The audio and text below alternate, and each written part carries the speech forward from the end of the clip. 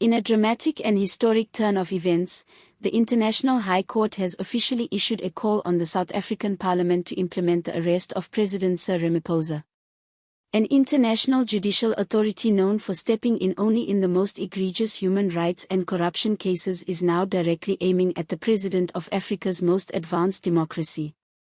It is no longer a rumor in opposition party corridors.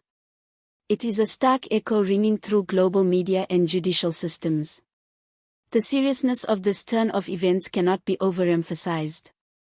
The very foundation of South Africa's political framework is being challenged as the world waits with bated breath for Parliament's next action.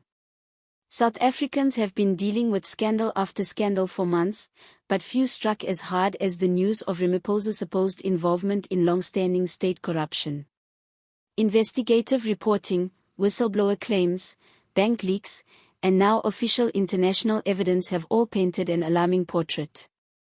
The files that are said to have propelled the High Court into action are said to begin at offshore accounts, secret contracts, and mysterious cash reserves that are directly connected to Ramaphosa's inner circle. These are charges long brushed off by his diehards as mere political theatre. They have now been ratified and legitimized by global law enforcement agencies, placing Parliament in the spotlight. The court ruling clearly states that if South Africa's parliament does nothing, it may be sanctioned internationally, face trade repercussions and diplomatic blowback. This is no longer all about Ramaphosa. It's about the honor of the entire country as the burden from the High Court falls squarely on the National Assembly's table. Pandemonium sets in. Parliamentarians are being compelled to decide between loyalty to an established political system and the unbreakable gravity of international legal gravitas. Descriptions of the mood in Parliament by insiders are tense and fractured.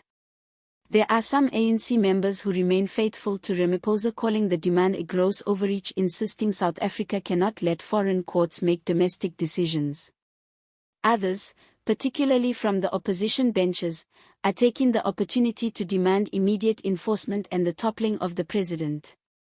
There are already cracks emerging even within the ANC. Senior voices are quietly calling on Ramaphosa to resign willingly, fearing that defying an international command may cause irreparable damage to the country's image and economy. This has caused shockwaves not just across the continent, but around the world. Nations that have trade pacts with South Africa are following developments with keen interest. Foreign investors are reassessing their holdings. Human rights groups are demanding quick accountability, while world media headlines are presenting South Africa's response as a measure of contemporary African democracy. If Parliament defies the order, it will be a repudiation of global cooperation and could result in devastating diplomatic and economic isolation. If they enforce the order, it will be the first time in South Africa's democratic era that a sitting president is arrested in office because of a decision by an international court. Either course of action has historical implications. The Democratic Alliance, Economic Freedom Fighters, Action SA and other critical opposition leaders have come out firing. Their message is loud and clear. Comply with the order or disband this parliament. DA leader John Steenhuisen called for an emergency sitting, describing the High Court judgment as a gift-wrapped moment of truth for Parliament to demonstrate its allegiance to the people rather than party leadership. He contended that inaction would leave South Africa with a pari status in the world community. EFF leader Julius Malema went further, calling for the whole government system to be overhauled. In his passionate words, "If we can't hold one man accountable, then the rest of us are already slaves to a dictatorship dressed in a democratic costume." His words were greeted with thunderous applause from his party benches and even nods of affirmation from unlikely places in the opposition fold. Action SA's Herman Mashaba also contributed, stating this was the time to move out from under what he referred to as the suffocating grip of corruption that has strangled South Africa for decades. He called on Parliament to act swiftly, with delay likely to tell the world that our institutions are nothing but hollow shells unable to protect democracy. With pressure piling up from all sides, domestic and international, the man at the eye of the storm has kept quiet for the most part.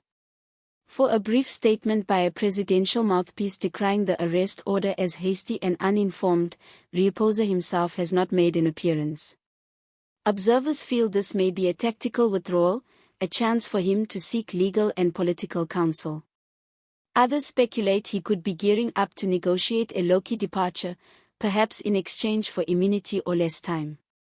But the longer the silence drags on, the more it provokes speculation and indignation.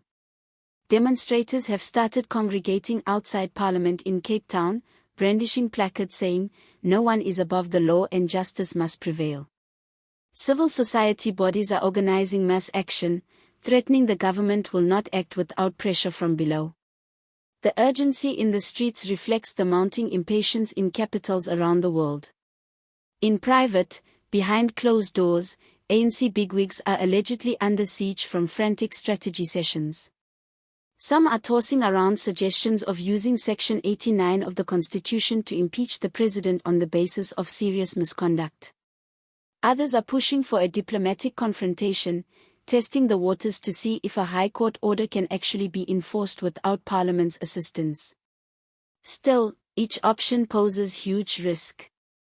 Internationally, responses are rapid. The European Union has made a statement calling on South Africa to maintain the rule of law. The United States threatened the possibility of reviews under current bilateral arrangements. Neighboring states in the Southern African Development Community remain tactfully quiet, afraid of being caught in the tempest. But analysts caution that should South Africa not comply, shockwaves could undermine regional cooperation frameworks that rely significantly on Pretoria's leadership. In contrast, the financial markets are on edge. The rand has already fallen and rumors are increasing that foreign investment flows could pick up pace if the crisis persists. Economists talk about possible job losses and growth reduction if sanctions become a reality. For regular South Africans, this is not political theater.